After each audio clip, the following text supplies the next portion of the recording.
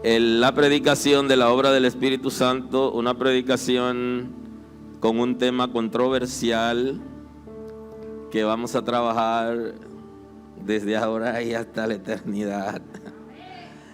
Tendré varias introducciones, la predicación no es larga que digamos, pero tengo que ir por parte para poder desarrollar las ideas y compartir con ustedes. La predicación implica puntos doctrinales muy fuertes, interesantes y puntos controversiales que vamos a trabajar en el tema de la obra del Espíritu Santo que vamos a introducir hoy y que me tomaré al menos 2 semanas en la introducción, de 2 a 3 semanas, dependiendo qué tanto puedo jugar con el tiempo y luego entrar en materia.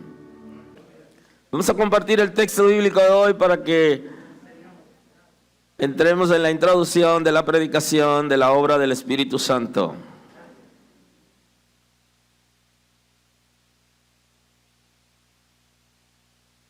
Vamos a compartir un texto en la primera carta del apóstol Juan, en el capítulo 5, el versículo 6. Compartamos un texto de la palabra de Dios para así iniciar nuestra predicación. Dice el texto en el nombre de Jesús. Este es Jesucristo que vino mediante agua y sangre, no mediante agua solamente, sino mediante agua y sangre. Y el Espíritu es el que da testimonio, porque el Espíritu es la verdad. Porque 3 son los que dan testimonio en el cielo: el Padre, el Verbo y el Espíritu Santo. Estos 3 son uno, y 3 son los que dan testimonio en la tierra: el Espíritu, el agua y la sangre. Y estos 3 concuerdan. Muy amable. Pueden sentarse.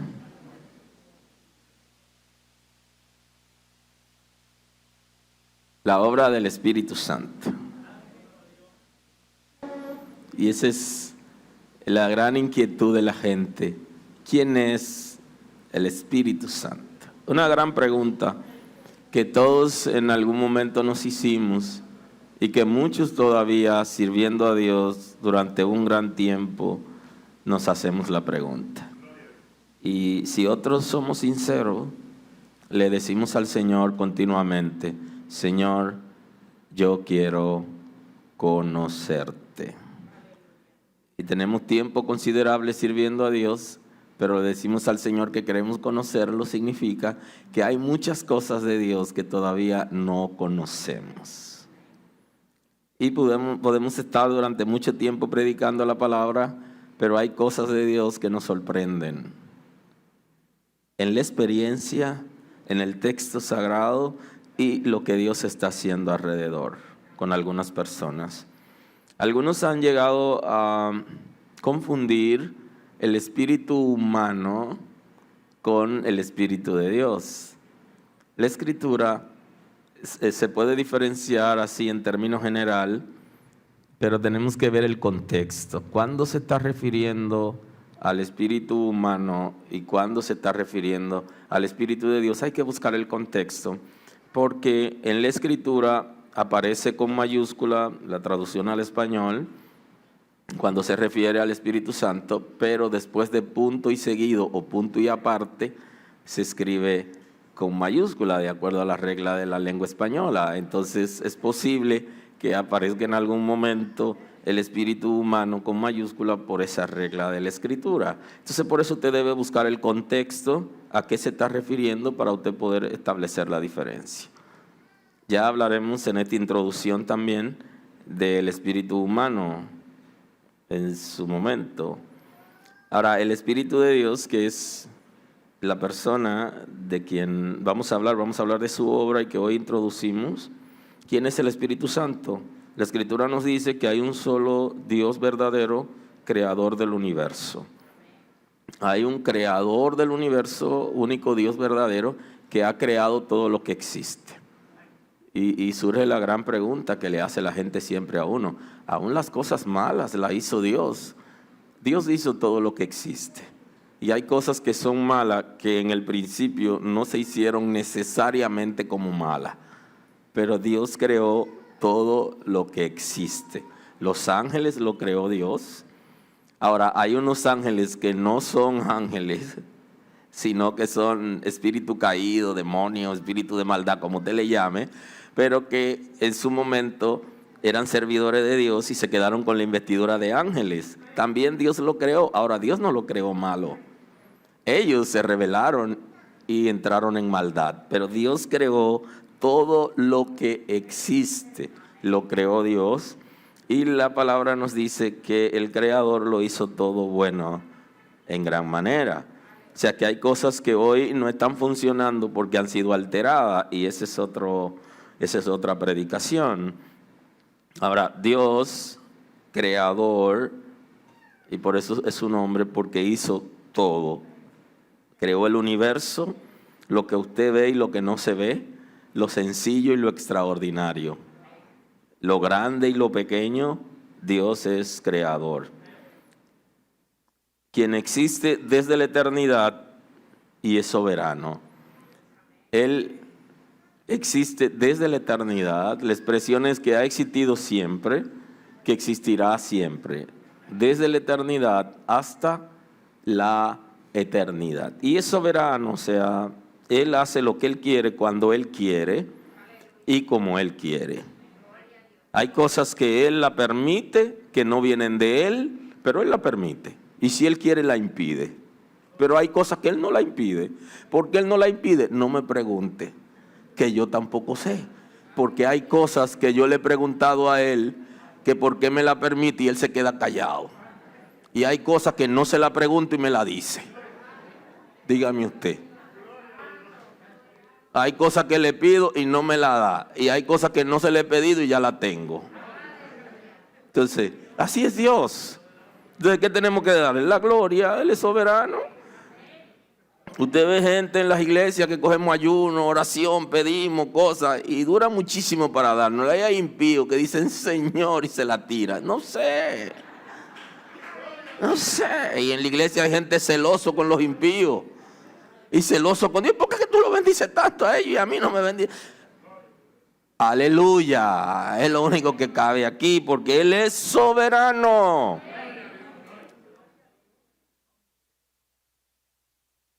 Oramos para que nos quite el dolor de cabeza y pasamos el día entero orando y no nos lo quita, nos tomamos la pastilla, porque ¿qué vamos a hacer? No nos quita el dolor de cabeza, nos tomamos la pastilla y se nos quita. Bendito sea Dios. Pero cuando quiere sanarnos, nos sana de enfermedades catastróficas y nos sanó y punto. Él es soberano. Es un poquito difícil para nosotros entenderlo, porque nosotros siempre queremos nuestro favor, que nos vaya bien, que Dios siempre esté de acuerdo con lo que queremos. Pero observe que Jesús en su oración pidió al Padre que si había una manera diferente de salvar a la humanidad en medio de la crisis, fue denegada la oración. Y le dijeron, no, como hablamos al principio, esa es la manera y hay que enfrentarse a esta realidad. Y él aceptó el desafío. O sea, el Padre tiene lo que se conoce en la Escritura como la sola potestad. Él decide. Se muere un niño, un anciano sobrevive, un joven muere y era bueno, y el malo sobrevive, y usted se pregunta, no hay nada que decir.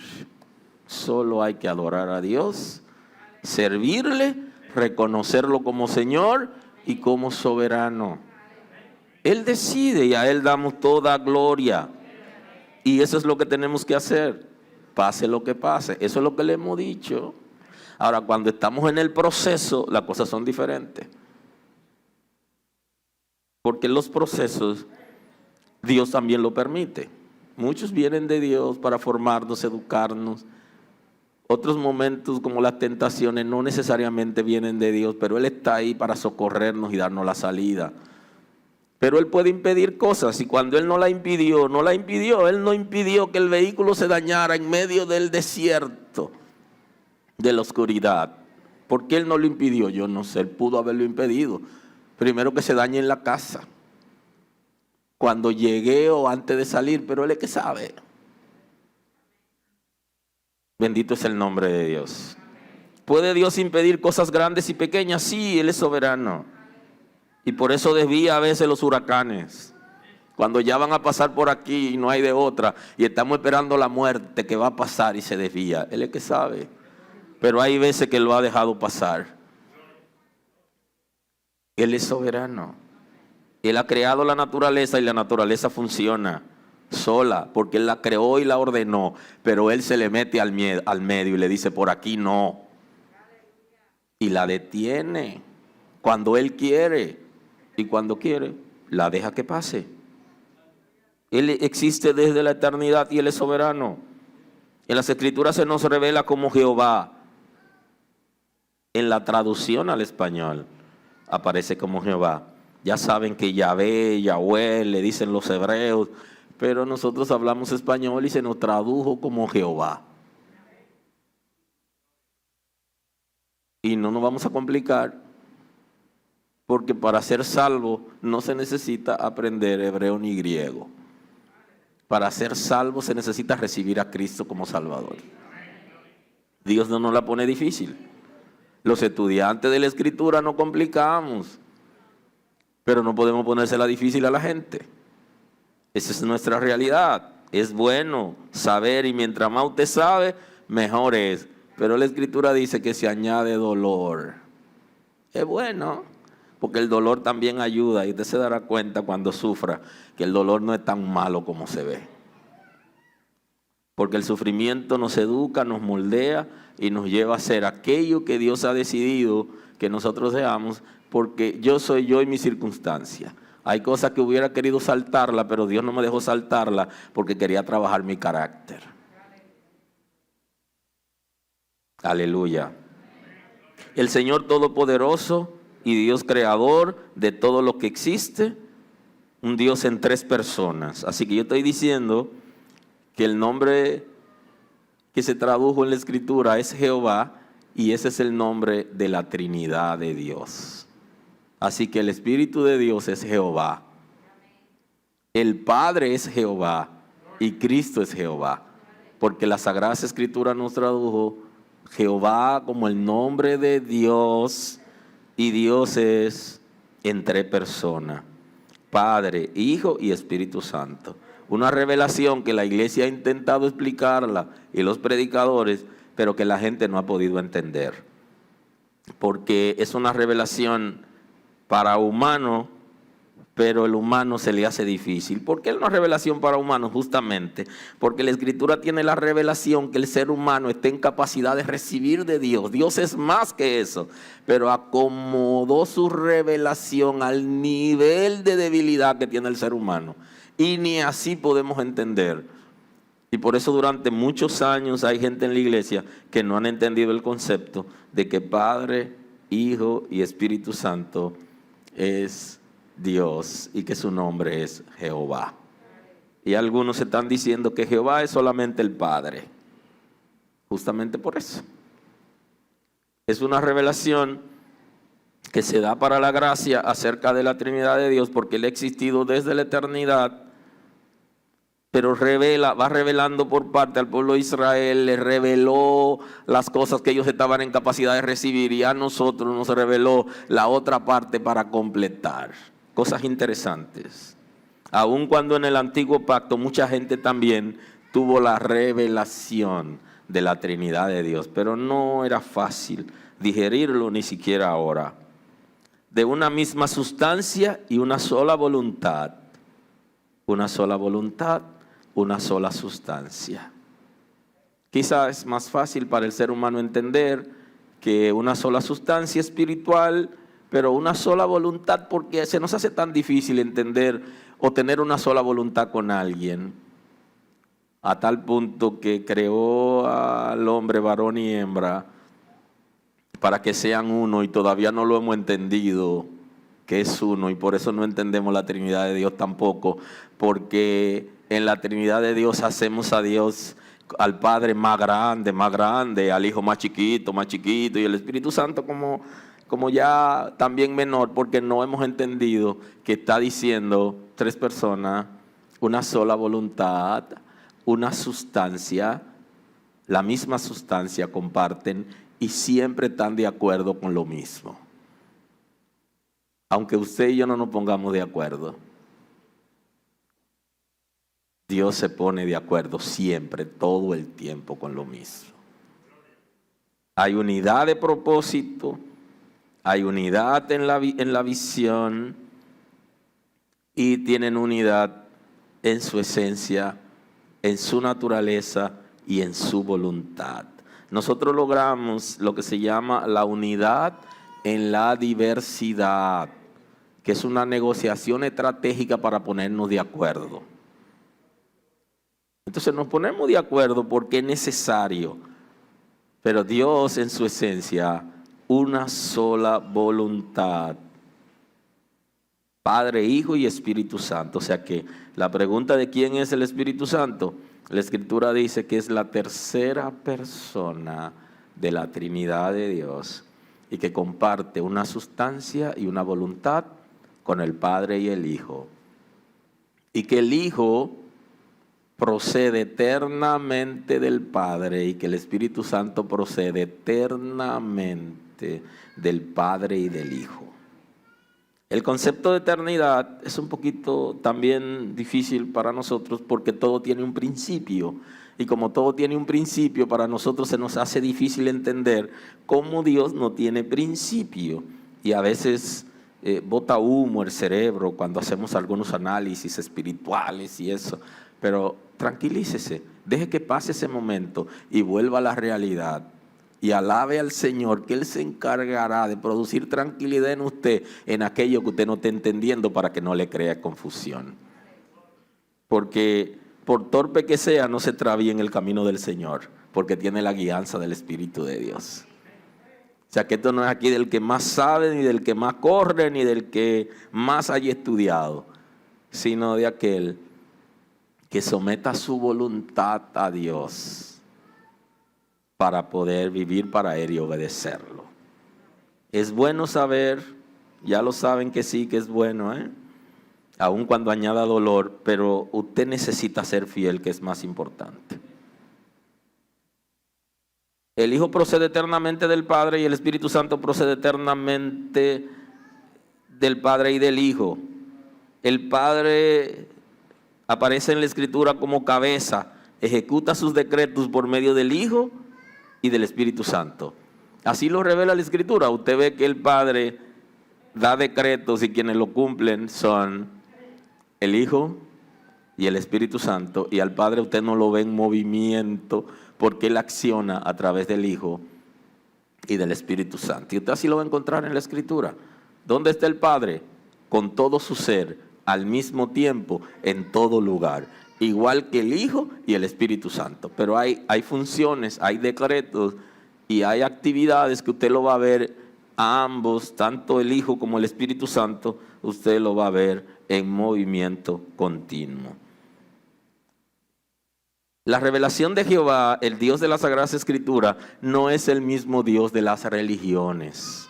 Y usted tiene que estar claro con eso. ¿Por qué? Porque el Dios Jehová, creador del universo y soberano, dice que es Padre, Hijo y Espíritu Santo. Pero si usted me dice que es Padre, Hijo y Espíritu Santo y le pone una mujer como reina del cielo, ya no es el mismo Dios que el mío. No, porque el mío no tiene reina en el cielo. Si usted me dice que usted cree en Jehová, pero que Él es único y que no es entre personas, no es el mismo. Usted está creyendo en otro Dios diferente. No es el mismo de las religiones. Jehová no es el mismo que las religiones están enseñando, porque Él es Padre, Hijo y Espíritu Santo. Comparten una voluntad y una sustancia. Y quien va a la cruz es el Hijo. Ahora, ese Hijo se llama Jehová, igual que el Padre. Y eso es lo interesante de la Trinidad de Dios.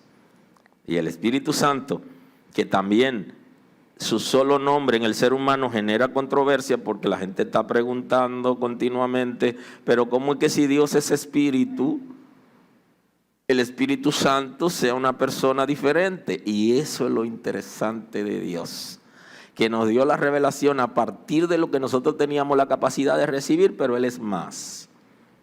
Sí, Dios es Espíritu, el Padre es Espíritu, el Hijo es Espíritu y el Espíritu, como su nombre lo dice, vale la redundancia, también es Espíritu. Pero así se llama la Trinidad de Dios y esa es la revelación. Y hay una función que ejerce cada quien. Y entonces en la Trinidad de Dios el Señor nos enseñó que todo en su creación tiene cabeza. Y posiblemente la razón de la rebelión de los ángeles, esa insubordinación y ese fracaso fue por no respetar la autoridad. Así que Dios ha creado el universo y lo ha creado alineado. Y todo lo que existe lo hizo de esa manera, que todo tenga un líder, una cabeza, en representación. Y eso no quiere decir que el Padre sea como más Dios que el Hijo y que el Hijo sea menos Dios. No, porque se habla de un solo Dios. Ahora la cabeza, el Padre, va primero. Ese es el orden establecido y Él acciona mediante el Hijo y el Espíritu Santo. Un solo Dios en sustancia y voluntad. Y deberíamos hacer la prueba. ¿Qué tanto nos ponemos de acuerdo con la esposa, con el esposo, con los hijos, con las hijas, con los hermanos de la casa, biológicos, y en la iglesia? ¿Qué tanto nos ponemos de acuerdo? Pudiéramos hacer el ejercicio para que usted vea que no es tan fácil como que la gente se ponga de acuerdo.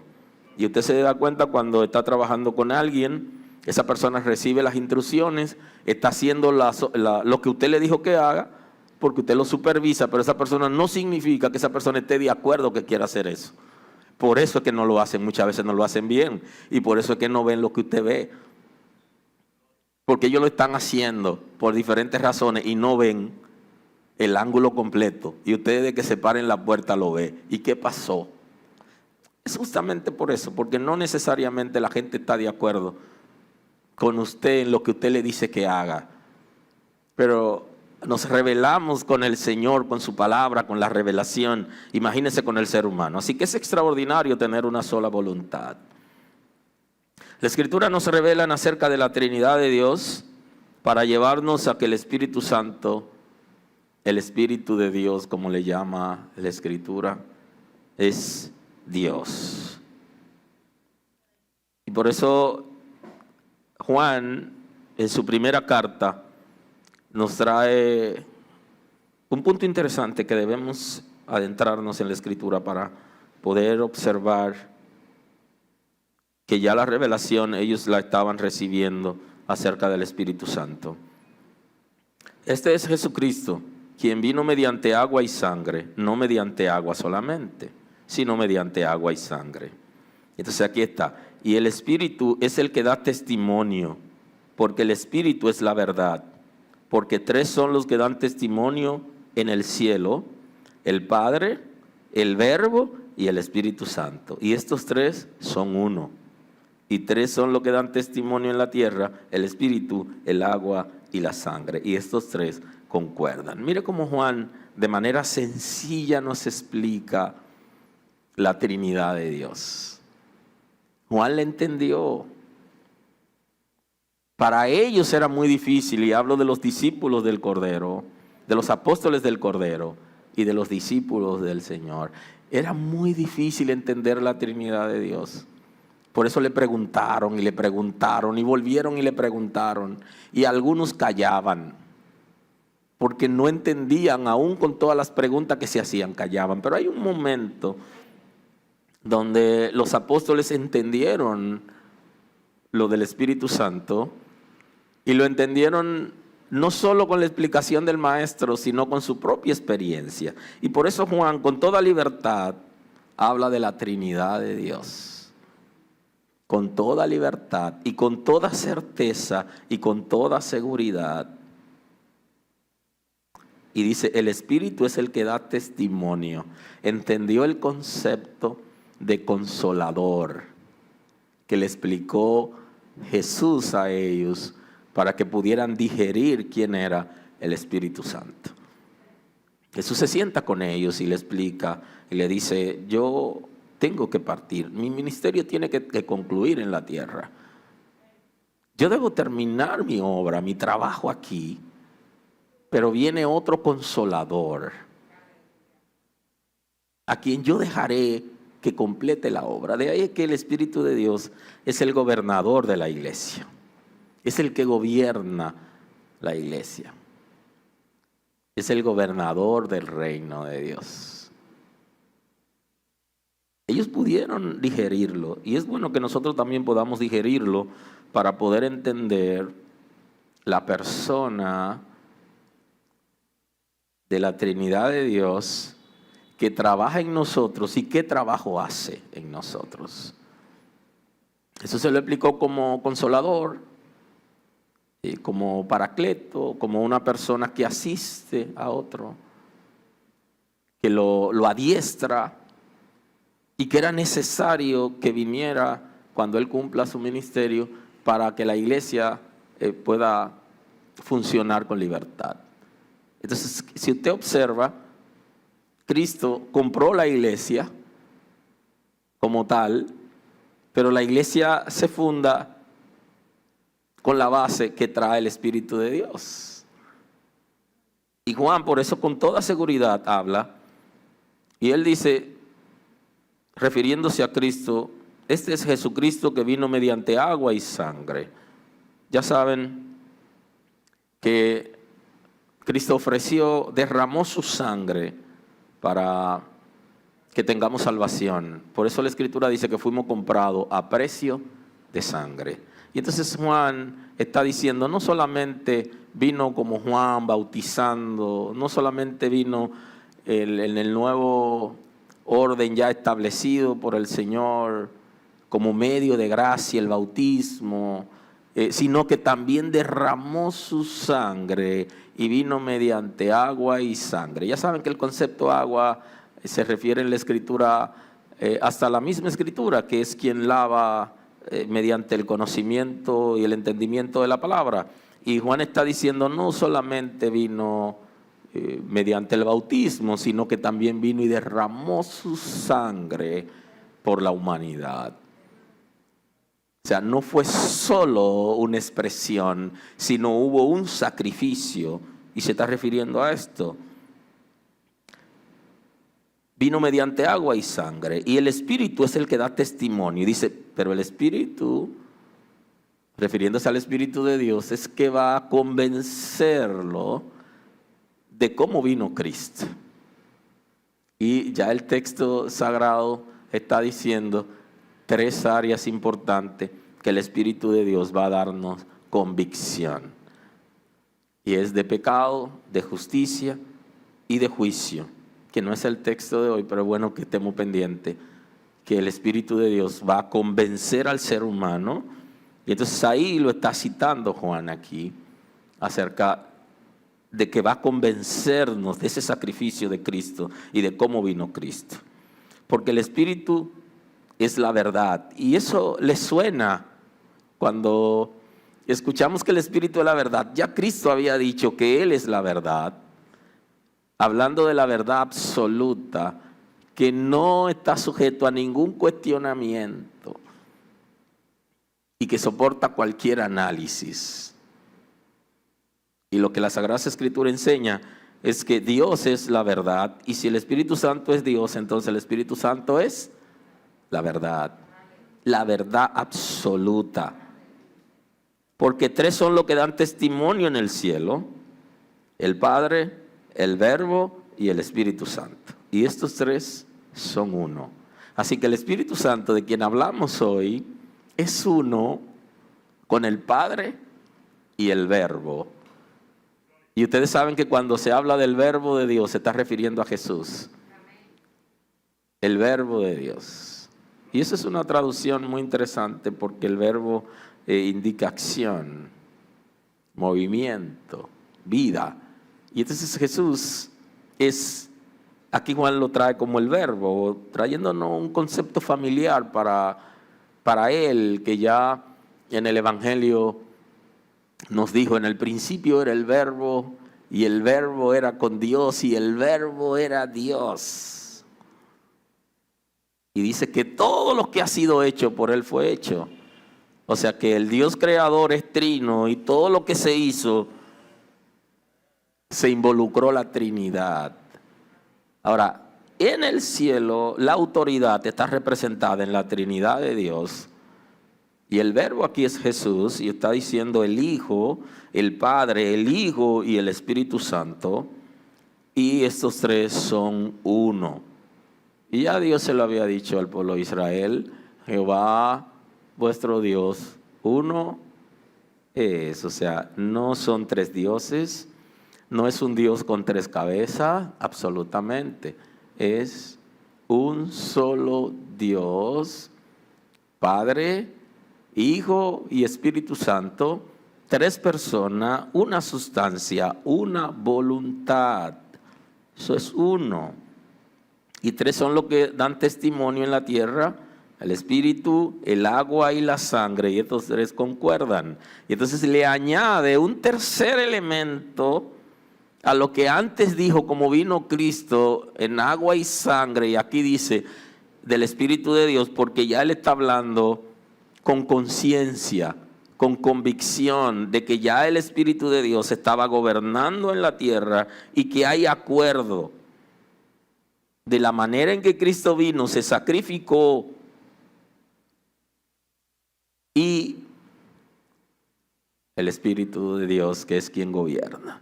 Y no pueden olvidar que cuando abrieron el costado de Cristo, también salió agua y sangre. Y Juan está analizando en el contexto y le añade al Espíritu de Dios, porque es el que estaba ya gobernando. Porque antes de ese discurso, antes de que Juan expresara estas palabras, ya Juan había tenido la experiencia cuando Jesús le promete la llegada del Espíritu Santo a gobernar y a fortalecer la iglesia. Y en ese momento ya él lo había visto llegar, cómo llegó, qué ocurrió, de qué manera la predicación ahora se añadía un nuevo elemento. No solo hablaban de Cristo en las predicaciones, sino que también se hablaba del Espíritu Santo. Se hablaba con vehemencia, se hablaba con puntualidad, se hablaba con autoridad, se hablaba con convicción, se hablaba con seguridad acerca del Espíritu Santo porque ellos lo habían experimentado. Y ahí está la diferencia entre lo que hablamos un tema que no conocemos y lo que hablamos un tema que sí conocemos. Juan tenía seguridad por eso, porque él había experimentado la promesa de Cristo y la llegada del Espíritu Santo, que aunque no fue en carne, pero sí fue visible para todos. Todo aquel que cree que Jesús es el Cristo es nacido de Dios, y todo aquel que ama al que engendró, ama también al que ha sido engendrado por él. Y la gente que rechazan a Cristo, ustedes saben que la idea principal de las religiones es competir con Cristo. Y por eso las religiones tienen líderes que se endiosan y a quienes la gente adoran. Es porque el propósito de la religión es creada para competir con Cristo, para hacer a Cristo sencillo, para bajarlo, lo menosprecian. Y entonces la Escritura está diciendo que si alguien no lo recibe, tampoco tiene el Padre, para que entendamos con facilidad cuándo alguien es falso y cuándo es verdadero. Todo aquel que no enseña la verdad acerca de Dios y de su esencia es falso. Y la religión por eso es falsedad, porque crean líderes, crean doctrinas y argumentos parecido a lo que enseña la Escritura, con el propósito de competir con Cristo. Pero ya Cristo, el mismo Cristo nos ha dicho qué pasa con los que compiten con Él. Si chocan con la piedra, Él es la piedra angular que desecharon los edificadores. Pero ha venido a ser cabeza del ángulo y piedra que puede producir tropiezo. Si choca con ella, te desbarata, y si la piedra le cae encima, se desmenuza. No hay manera que espiritualmente alguien sobreviva creando una religión para competir con Cristo.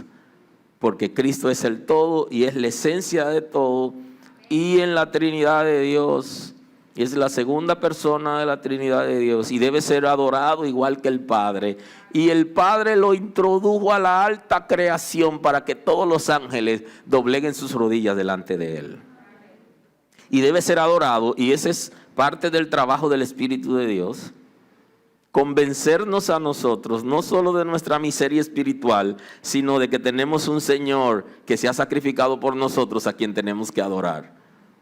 Porque no hay competencia en la Trinidad de Dios, de ningún tipo. Ustedes saben que sí existe la competencia natural, que es cuando la gente está preparado para hacer algo y en algún momento solicitan a alguien. No todos pueden ser, pero a alguien hay que solicitar. Y la desleal, que es cuando las personas menosprecian a los otros para ellos subir, o denigran a los otros para ellos llegar a ocupar posiciones. Esas son competencias desleales. Y la normal, ¿verdad?, la leal, usted puede competir libremente, pero en la Trinidad de Dios no existe eso, ninguna competencia. No hay ningún sentimiento encontrado, porque le dieron más gloria al Padre que al Hijo, al Espíritu Santo, porque es una misma persona. Y el que recibe a uno, lo recibe completo. Y por eso la Escritura está diciendo que todo aquel que cree que Jesús es el Cristo es nacido de Dios. Y todo aquel que ama al que engendró, ama también el que ha sido engendrado por Él. No hay manera de que acepte al Padre y rechace a Jesús. Y esta obra es una obra del Espíritu Santo, quien va a convencernos de esa realidad. En segunda carta de Corintios, en la segunda carta a los Corintios, en el capítulo 3, el versículo 15, el texto dice: aún hasta el día de hoy, cuando se lee a Moisés, el velo está puesto sobre el corazón de ellos.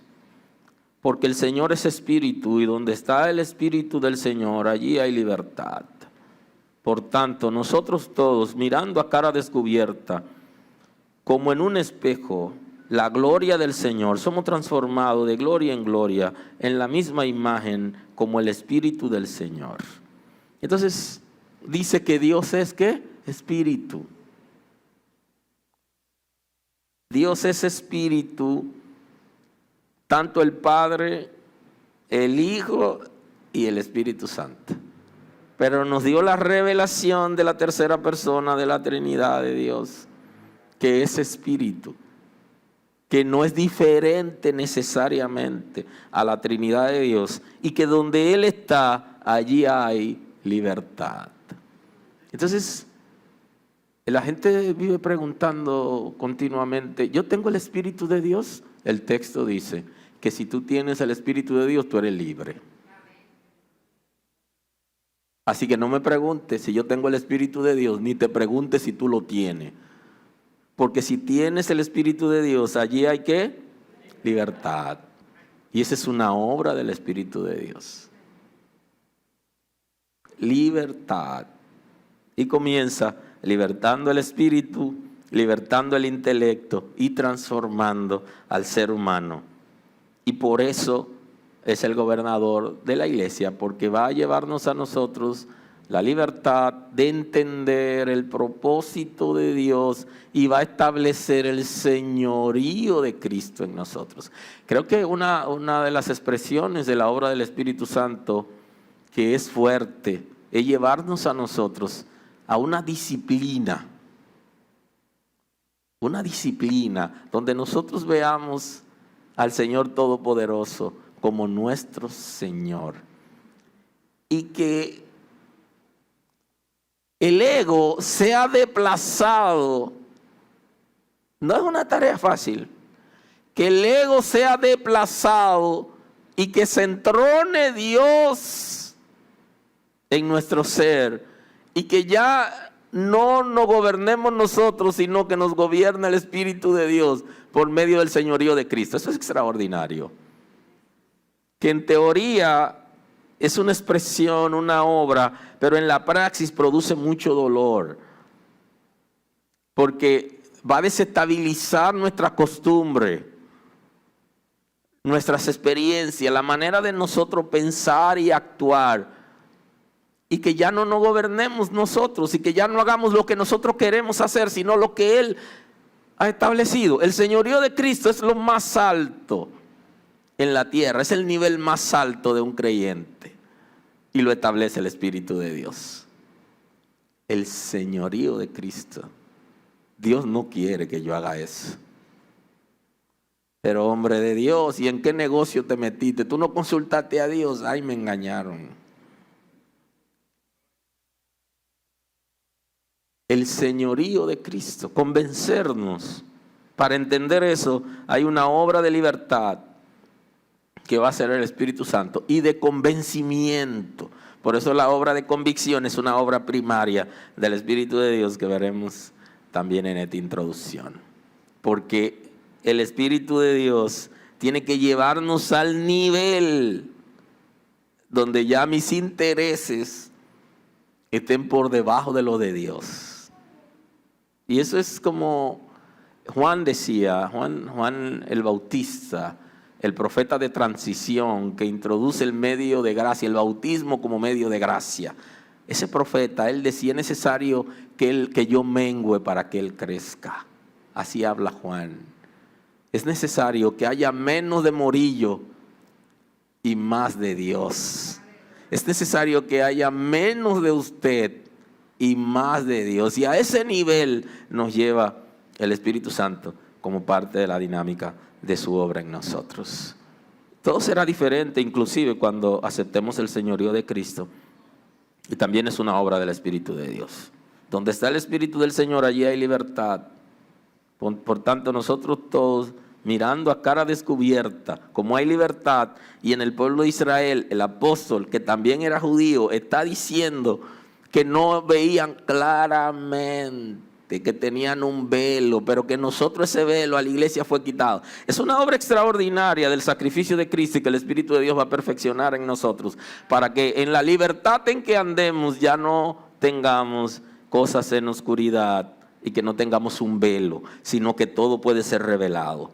Y esta obra de revelación que da el Espíritu de Dios es tan extraordinario que mucha gente en las congregaciones están diciéndole al Espíritu de Dios que pare ahí. Literalmente lo he escuchado. Ay, yo no aguanto tanta cosa que estoy viendo. ¿Qué puedo hacer? Ayúdeme ahí. Oiga, mientras hay algunos que están pidiendo, hay gente que no han pedido y lo han metido en una profundidad y comienzan a ver tantas cosas y dicen, ay, yo no aguanto ver tanto.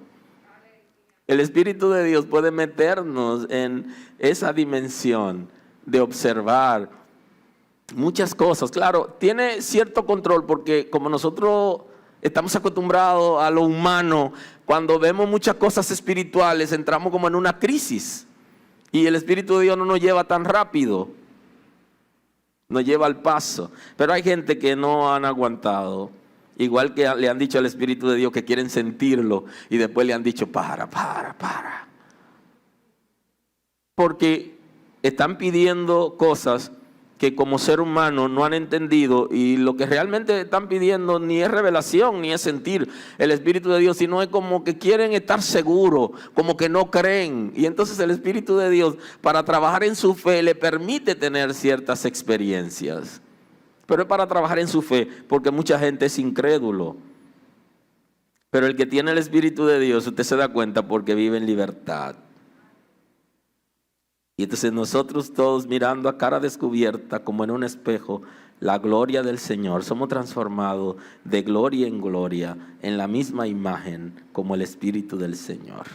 Entonces quien nos va transformando de gloria en gloria es el Espíritu de Dios y va forjando la imagen de Dios en nosotros. Y esa es una tarea que usted pudiera subrayar ahí, que es una tarea del Espíritu de Dios, llevarnos a nosotros a la imagen de Dios que ya Adán ha perdido cuando peca, y nosotros cuando conocemos al Señor podemos ser llevados por el Espíritu del Señor a la imagen de Dios, en cada uno de nosotros que se pueda reflejar la imagen del Señor. Y hay una expresión muy interesante que quiero al menos compartir el texto, aunque no lo analice con ustedes. Y se lo voy a compartir en Evangelio según San Juan, capítulo 14, versículo 21 al 26. Lo dejo ahí para que vayan analizando esta expresión. Y ya saben que las predicaciones deberían ser de 2 o 3 horas y eso, ¿no? Venir desayunado y todo eso. El que tiene mis mandamientos y lo guarda, ese es el que me ama. Y el que me ama será amado por mi Padre, y yo le amaré y me manifestaré a él. Le dijo Judas, no el Iscariote, Señor, ¿cómo es que te manifestarás a nosotros y no al mundo? Respondiendo Jesús le dijo, el que me ama mi palabra guardará, y mi Padre le amará, y vendremos a él y haremos morada con él. El que no me ama no guarda mis palabras, y la palabra que habéis oído no es mía, sino del Padre que me envió. Os he dicho estas cosas estando con vosotros, mas el Consolador, el Espíritu Santo, a quien el Padre enviará en mi nombre, Él os enseñará todas las cosas y os recordará todo lo que yo os he dicho. Y esta es una tarea del Espíritu de Dios también, de hacernos memorizar la palabra, hacernos recordar la palabra, aquello que hemos recibido por medio de la palabra. Eso también es una tarea. Y aquí encontramos la revelación de la Trinidad de Dios expresada en Cristo, en el texto, y habla aquí el Consolador, el Espíritu Santo, a quien el Padre enviará en mi nombre. Él os enseñará todas las cosas y recordará todo lo que os he dicho. Recordará y enseñará. Punto importante, que el Espíritu del Señor va a hacer con nosotros para poder permanecer. A veces estamos en un momento de crisis, como cualquier ser humano lo vive, y necesitamos como una asistencia, pero no aparece la asistencia, y ahí el Espíritu de Dios nos está asistiendo, aunque no lo estemos viendo. Va a hacer el trabajo y va a recordarnos palabras, textos bíblicos, nos lo va a recordar, palabra de esperanza. Fíjese que hay momentos tan difíciles que no sabemos cómo nos hemos sostenido. ¿Y cómo perseveramos? ¿Cómo permanecimos? Porque el Espíritu de Dios estuvo ahí trabajando, recordándonos la palabra, confrontándonos, dándonos palabras de esperanza, de aliento, recordándonos el texto sagrado que hemos leído, lo trae a memoria. Es un trabajo extraordinario para nosotros poder permanecer en esos momentos de proceso que vivimos de manera necesaria. Así que ya tengo que irme porque no he aprendido a manejarme en el tiempo y el tiempo siempre se va muy rápido para mí. No he aprendido a detener el reloj como el niño y el abuelo. Eso se lo debo para después si es que no se lo he dicho. Pero como el niño y el abuelo, o como el niño narra del abuelo, así voy a tener que aprender a detener el tiempo. La revelación de Dios, un Dios infinito, extraordinario, a un ser humano finito, creados al sexto día, con niveles bajitos de cognición, poder entender lo espiritual, lo extraordinario, no es tan fácil. Y esa tarea es una tarea del Espíritu de Dios. Revelarnos la escritura que leemos, revelarnos a Dios, revelarnos la voluntad de Dios. Es necesario el Espíritu de Dios. Es necesario el Espíritu de Dios porque nosotros ya heredamos de Adán la naturaleza concupiscente que nos ala al pecado. Ahora necesitábamos un equilibrio, y para que ese equilibrio pueda darse, necesitábamos el Espíritu de Dios que esté siempre por encima, que nos mantenga por encima, que nos mantenga en autoridad sobre nuestros propios deseos. Sin el Espíritu de Dios no hay manera de que usted pueda controlar sus deseos. Y Dios nos ha dado esa revelación. La revelación está muy ligada a la capacidad humana. Dios no nos ha dado una revelación que no podamos entenderla. Por eso cuando no entienda algo de la palabra, cuando no entienda algo que Dios le está diciendo, usted puede consultar a los líderes, puede consultar a alguien, pero no olvide que el Espíritu de Dios le va a dar luz. A veces nos quedamos cortos con lo que le queremos decir a la gente, pero el Espíritu de Dios termina convenciendo de lo que Dios nos está diciendo, porque Él no trae confusión y todo lo que nos ha dicho Él lo explicará. Bendito es el nombre de Dios.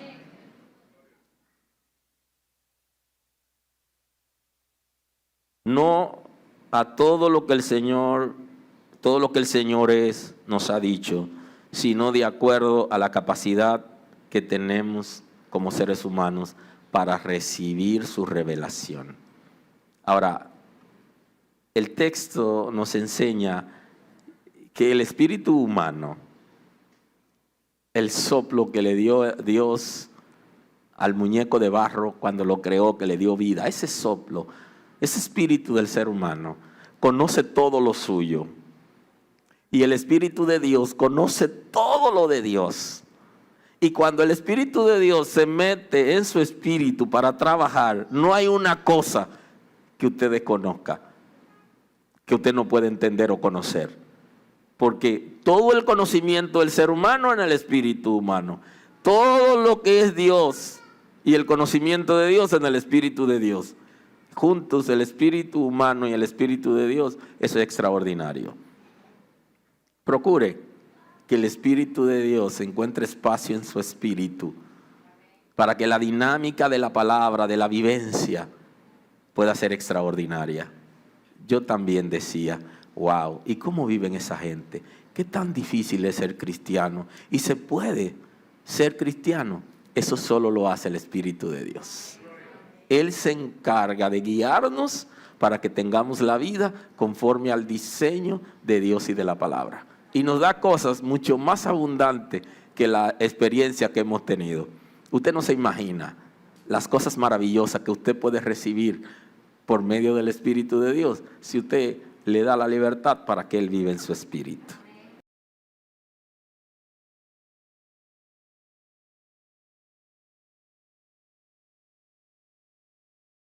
Nadie te ama como él, no vas a encontrar otro como él. Yo sé que tú has sufrido, pero él, yo sé que no va a ser lo mismo que aquel que dañó tu corazón. No llores más por amor, sacúdete de ese mal sabor, que hay alguien que vale la pena y solo quiere una cita contigo.